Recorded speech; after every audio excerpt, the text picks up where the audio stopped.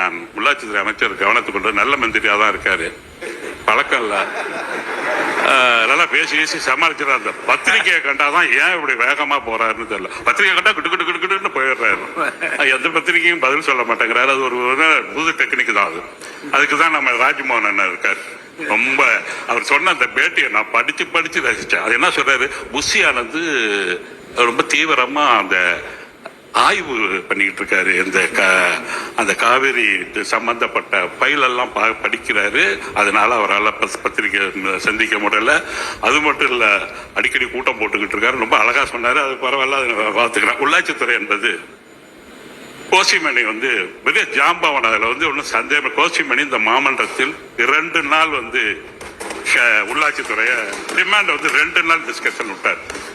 எல்லா ஏடிஎம்கே காங்கிரஸ்ல அப்ப நம்ம இவர் இருந்தாரு, வேதாரண்ய எம்எல்ஏ இருந்தாரு. மிக பிரமாதமா யார் என்னென்ன பீட்டர் முடிச்சிருந்தாரு, என்னென்ன ராஜேந்திரன் என்னென்ன பேசினாங்களோ அது மாதிரி ஒரு மந்திரியை நான் பார்த்ததே இல்லை. என்னென்ன டிமாண்ட்ஸ் வச்சாங்களோ அத்தனைக்கு பதில், அத்தனைக்கு கையில கொடுத்துட்டாரு. எத்தனை டேங்கு கேட்ட, எந்த ஊர்ல கேட்ட, என்ன பண்ணணும்னு சொல்லி அருமையா கொடுத்தாரு. 2 நாள் டிஸ்கஷன் விட்டாங்க.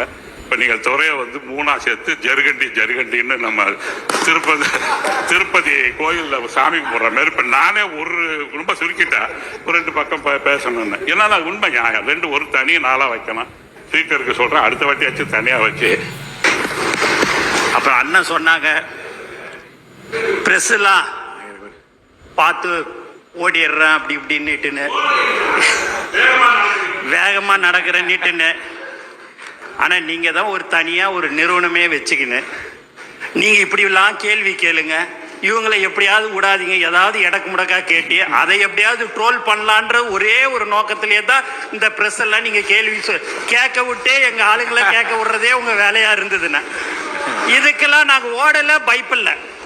நாங்க எதுவா இருந்தாலும் எங்க முதலமைச்சருடைய பாணியில நாங்க எதுவா இருந்தாலும் சாதித்து காட்டுறது மட்டும்தான் எங்களுடைய நோக்கமா இருந்தது.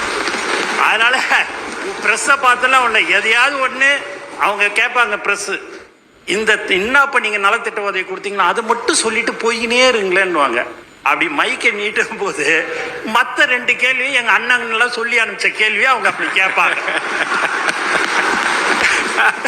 அதுல எந்த மாற்று கருத்தும் கிடையாது. இல்லைன்னா பிரஸ் எல்லாமே நண்பர்கள், நல்லவர்கள், எல்லாருமே அவங்கள நம்ம தப்புலாம் சொல்லலை. இன்னும் இருந்தாலும் ஒரு 70-75 வருஷம் 50 வருஷமா உங்களோடையே அவங்க டிராவல் பண்ணிட்டாங்க. இப்ப எங்களோட இனிமேல் இப்படி தான் டிராவல் பண்றாங்க.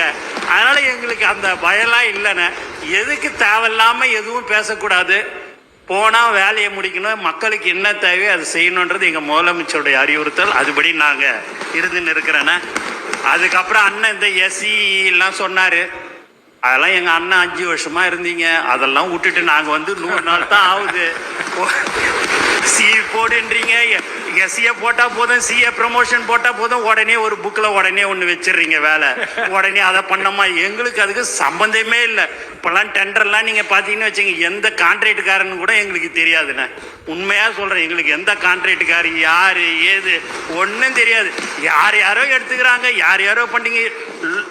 லோவில் போட்டால் செர்த்தான், கம்மியாக பண்ணி எடுத்துக்க, எதையாவது பண்ணி எங்களை ஆளை விடு.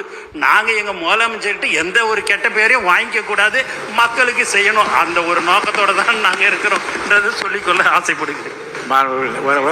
நன்றி மட்டும் சொல்லி முடிச்சிடணும். அதுக்கு மேலே பேச அனுமதிக்க மாட்டேன். நன்றி. இல்லை ஒன்றும் இல்லை, அதனால ஒன்று அமைச்சர் தப்பா எடுத்துக்கிட்டேன். அது ஒன்றும் இல்லை, அவசியமாக வேகமாக நடந்து அதை சமாளிக்கிறார் தான் சொன்னேன். பரவாயில்ல, கெட்டிக்காரத்தனமா இருக்காரு. அதுதான் ஸ்போக்ஸ்மேன் வச்சிருக்கீங்களா ராஜ்மோகன், அது ஏதாச்சும் பேசிக்க சமாளிச்சுங்க.